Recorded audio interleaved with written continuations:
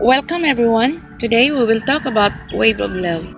This is a tropical plant that has a high attraction as an indoor ornamental plant because the shape of the leaves are beautiful. They are large, green, glossy, and leathery and have ruffled edges, and so they are called wave of love.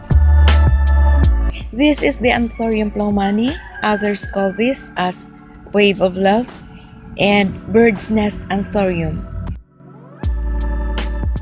There were some important factors we need to keep in mind in growing this beautiful plant. And for me, light is the most important factor to make it grow well. And if you buy this plant, I suggest that you give some protection from the sun. And if you keep it indoor, put it near the window where it can still receive partial sun. The plant will grow well near the window than in any other area inside the house. When you put it somewhere else, where it cannot get a little sunlight, it becomes pale and eventually will die. We put it in shade to protect it from the hot sun, but they still need enough light to survive, so make sure that you are giving it indirect sunlight. And now I will share to you how I propagate this plant. This beautiful plant can be propagated by stem cuttings or seeds and root division. And my method is root division. And I'm going to show you now. Now, root separation is the most reliable method to propagate Anthurium plowmanii, but unfortunately, you end up sacrificing the beautiful root seed shape just to create more plants.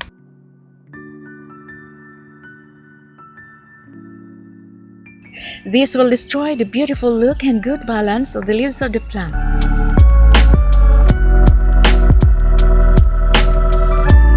But I will recommend you do it only when your Anthurium plowmanii has already grown so much and has outgrown its container.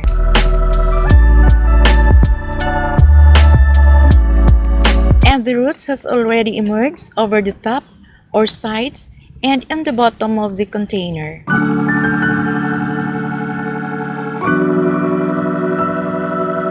If you notice, I only use coconut husk here. I chop this coconut husk and use as my growing medium.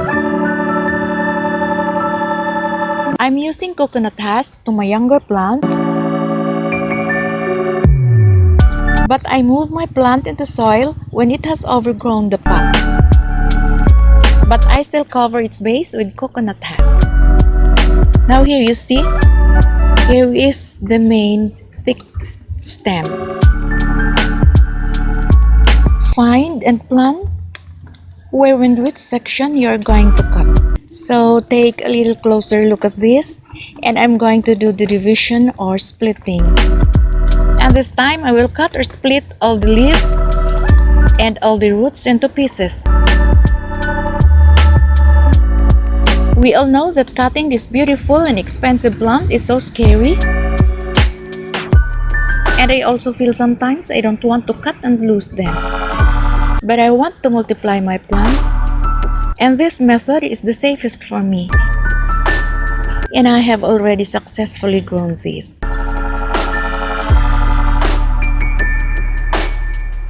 And now I hope by looking at this video, I hope you may learn something. Because it's really sad looking at my plant and chopping them into pieces. And I know if you do this, you will also feel the same. But I want to multiply my plant, and I'm going to show you. And this is such a very sad example of the plant, and to think if this would fail, you would be losing your favorite plant. So I can't necessarily suggest you would do the same thing, but for me, I found it effective and very challenging. There's also fun in being so daring to risk this kind of beautiful plant, especially when you succeed. This plant doesn't like a saggy soil. This plant needs a planting medium or soil that is light and porous so that water can easily flow out the pot. And it needs little spaces for the air to circulate on the roots, so it can also have strong and healthy roots. And maybe you can add some rich soil or compost, some grits or some pebbles or charcoal chips to your soil mix. Just make sure you have a rich and draining soil because this plant prefers to grow in a rich and organic, moist but well-drained soil.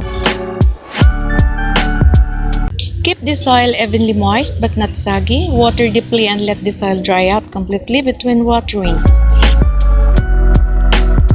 Do not water too often. Water only when soil becomes dry. Fertilize every month with high phosphorus liquid fertilizer diluted by half. Or you can use a slow-release plant fertilizer.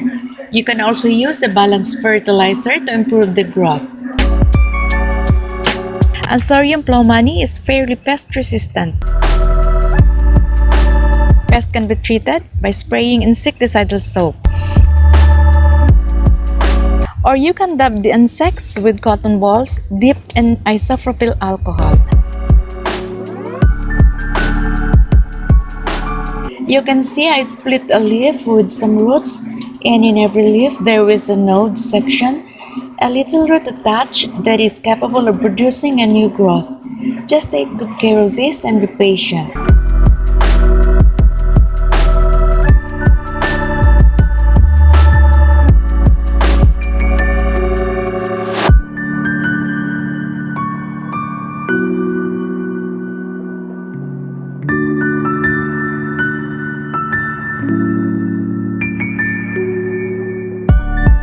And now these are the leaves that I planted. Now take a closer look to this so you can see how the single leaf and a little portion of a node with a few roots have developed a new growth. Here you can see the leaf that I cut, and this is the new growth. But it's sad, the leaves are eaten by the snail. And this another one here. And this is the leaf that I cut, and beside this is the new shoot.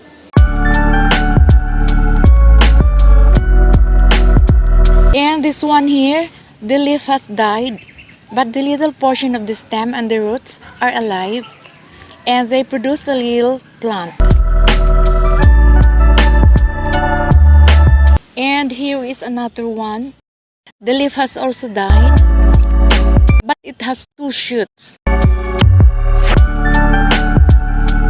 It's also sad that the snail has eaten the top portion of the shoot, but it is clear that it has grown two more shoots.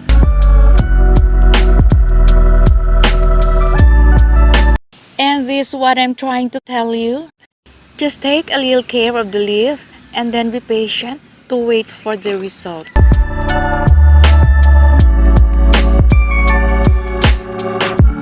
And here are my other results of my propagation, because I have only one mother plant where I take all my planting materials. And this is what I'm actually doing in propagating this plant. So now you see, it just need a little courage and a little practice to successfully come to your own technique of growing a new plant.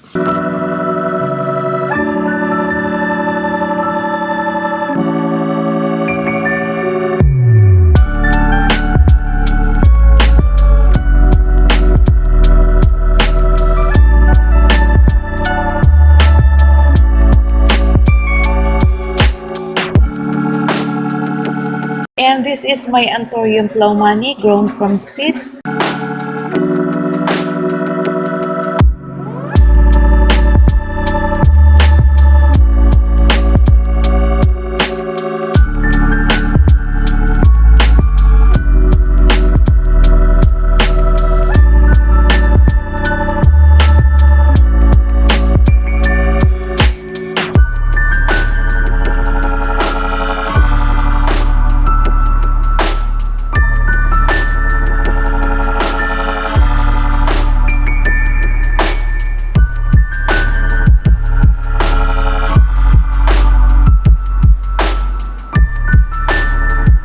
So now we come to the end of this episode.